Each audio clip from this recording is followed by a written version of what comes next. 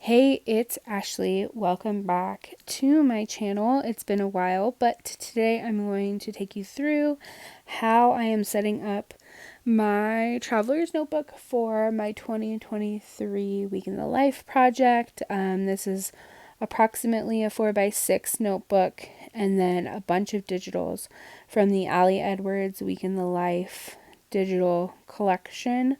I have a lot of stuff from the 2017 digitals. I also have these kind of hourly pages that I designed to fit 4x8 directly off of the Ali Edwards printable that she's had for years. I just resized them, and then I also went ahead and put in the day of the week and then colored it to match each of those day of the week kind of headers that you just saw. I set up my notebook before the documenting week, and so I kind of had a plan going in. This is going to be my intro page. I'm going to trim down to make a half page right here, and then I will kind of add my reason why page here. And this was built off of, again, digitals from the Week in the Life collection. 2017 was kind of my jumping off point. I love that kit. This rainbow was in there, this rainbow journaling card, and then on top I added a journaling card that said the story of this week. Like I said, kind of like a reason why page. And I just talk about my decision to document the particular week that I documented. It was different than the community documenting week. We were heading out on a road trip for a wedding, and so that's the week that I documented. Moving forward, this is kind of the basic plan for all of my weeks. I went into it kind of with a sketch in mind for how each day was going to look. It's kind of like a formula. Each day starts with a color blocked header. These were from 4x6 cards in that 2017 digital collection, and I just trimmed them to fit that space. It has a spot for the date as well as 2 check marks for either good day or rough day. And then the color for each of those headers dictated kind of the colors for the embellishments and journaling spots for each day. Doing that and kind of setting up this notebook ahead of time with kind of my formula really kind of made getting the photos and words into a physical project more successful for me this year. I knew what photos I wanted for the most part, and I knew kind of where my project was going this year. And so knowing what the end result was made kind of all of it flow together much more easily for me. So I'm just adding things in. I also batch processed a whole bunch of the elements, which you're kind of seeing here.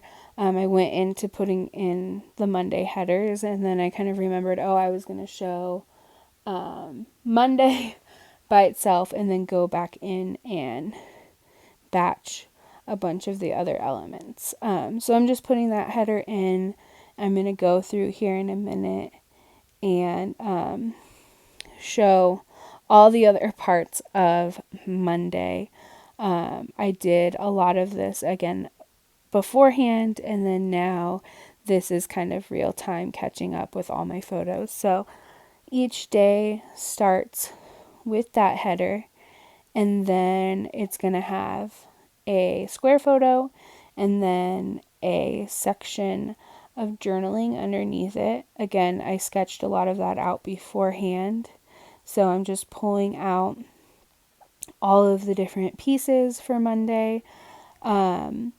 each day is either going to have that first right hand page to either be a full page photo or a grid. For Monday, it's a photo grid because I took a ton of photos in the morning. Some of the days I took more photos in the afternoon, evening. So that first page is a full photo instead. And at some point I'll come back and do a full kind of flip through so you can see that. But this is my Monday morning grid. I just made these in a lot of my pages in Canva. The free version of Canva is amazing. There are a lot of different options if you know what you're doing, or if you just spend some time playing with it, which is what I did. And I just created a photo grid, and it's not quite square, but that's what they are. Excuse my head, I'm getting back in the swing of recording process videos. Had a little bit of a hiatus there while I figured out what I wanted to do. But there's that grid. We're going to trim it down a little bit and then add the rest of the photos. So next up is the opening 4x4. Underneath that is going to be the 2x4 journaling spot, kind of opening journaling for the day. I apologize for my hair. And then this next page is kind of 2 full pages with a half page in between. My original plan was to include 2 kind of where I stand photos, one for the morning, one for the evening. Life interceded, so I didn't get those exact photos every single day like I had intended, but I'm okay with that. The photos that I did use in those 2 spots are, for most of the days, are gonna be kind of they're kind of gonna reflect that point of view, but they're not gonna be like true where I stand photos. I did make a little bit of a mistake here, and I printed this photo grid with the full page size dimensions instead of the just less than 4x4 like the other square photos are. But it's okay. Roll in with it. In the end, I actually like that it kind of gives the frame around the 4x4 and the frame around the photo grid photos. I could have easily reprinted this, but I'm not that kind of scrapper, so I didn't.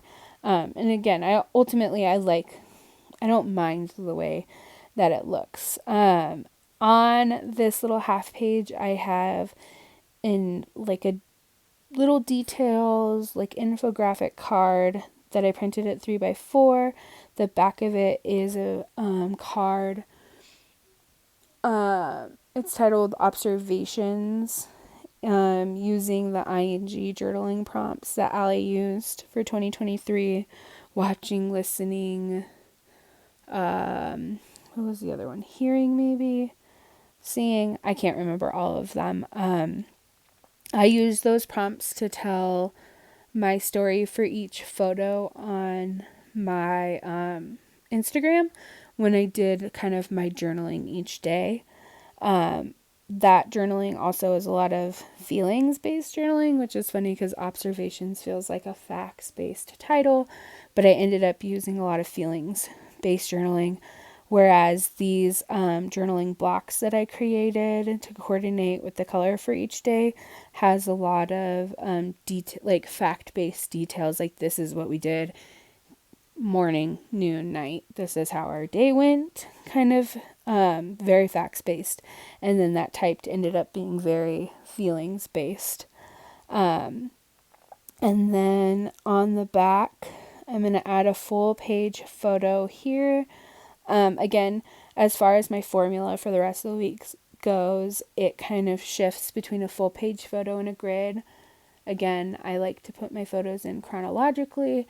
And so if my morning is photo heavy, that's where the grid is going to go. If my evening is photo heavy, then the grid will go on this kind of last page here. And then after that, I'm going to put in the, the hourly note page that I made. And those, again, I had taken those with us. And so they're a little crinkly and messed up from riding around in vacation. But I kind of love that because that also tells the story of our week. So there is the page that's going to get in. Here's kind of the close-up. You can see there's this infographic page I made using digitals. All of the digitals came from the download files as part of the Week in the Life prep day. That was only $5.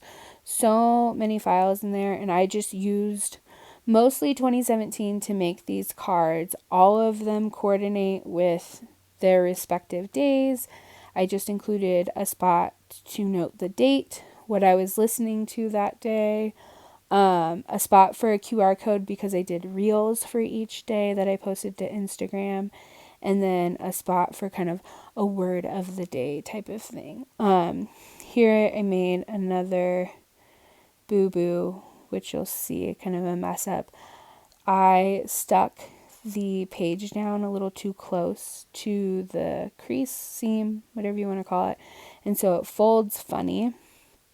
Here again is another little flip through, but I cut it too far, and I'm just going to cover it with washi, which you'll see at another video. At some point I will post a full flip through. I'm also going to post how I'm adding Saturday in because that's the wedding day.